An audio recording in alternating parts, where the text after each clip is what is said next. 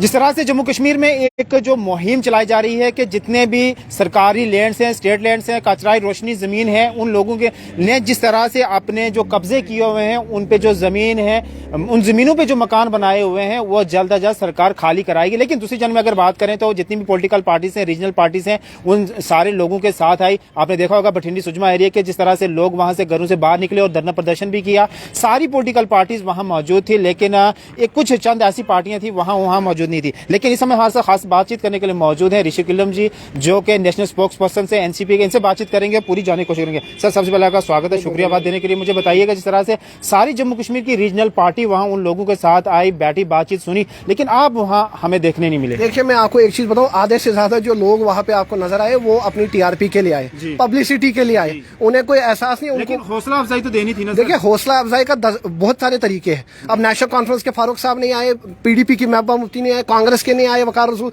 इसका मतलब कि उनको दर्द नहीं है लोगों का। इसका मतलब उनको लोगों से कोई, फिर भाजपा के लीडर्स नहीं आए, फिर इसका मतलब भाजपा कहती है हम लोगों के साथ है, तो इसका मतलब वो है नहीं। आज अगर करप्शन की जड़ है तो भारतीय जनता पार्टी है। आज भारतीय जनता पार्टी हमें डरा रही है, जम्मू कश्मीर के लोगों को। आज वो कश्मीर के लोगों को टारगेट कर रही है, जम्मू के लोगों को टारगेट कर रही है।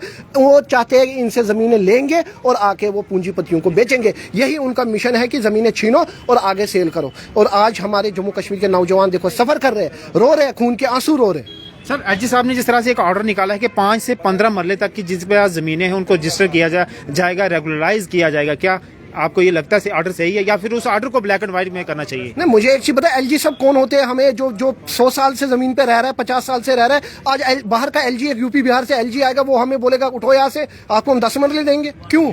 एलजी साहब के बाप का राज है, मुझे बताइए, या भाजपा की तानाशाही चलेगी? मुझे बताइए। वो बोलेंगे हाँ जी हम आपको 10 मरले देंगे। क्यों?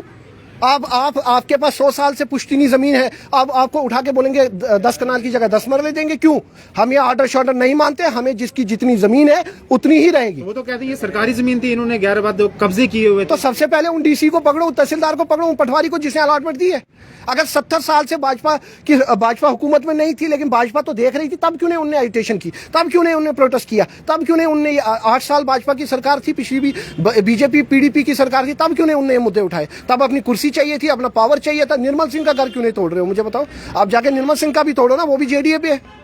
भाजपा के, आप मैं कहता हूँ 25 विधायकों की फाइलें खोलो, आपको पता लगेगा कहाँ जमीन है, कहाँ एनक्रोचमेंट है, कहाँ कुछ है। ये आम जनता को हरासमेंट करते हैं, गरीबों को। हम एलजी साहब को, होम मिनिस्टर को, नरेंद्र मोदी जी को बताना चाहते हैं, 1 इंच जमीन नहीं छोड़ेंगे। मिनिस्टर की तरफ से आश्वासन भी दिया गया, अश्योर किया गया कि जो गरीब लोग हैं जिनके पास मकान की जमीन है उनको छेड़खानी नहीं किया जाएगी। तो ये उनकी तरफ से उनके अश्योर किया गया है। नहीं, बुलडोजर सबसे पहले गरीबों को ही चला ना। बठिंडी सुजमा में किसको चला? मुझे बताइए। कोई पॉलिटिशियन को नहीं चला उसके घर पे, कोई ब्यूरोक्रेट के घर पे नहीं चला, वहां तो आम गरीब के ही लोग पे चला ना।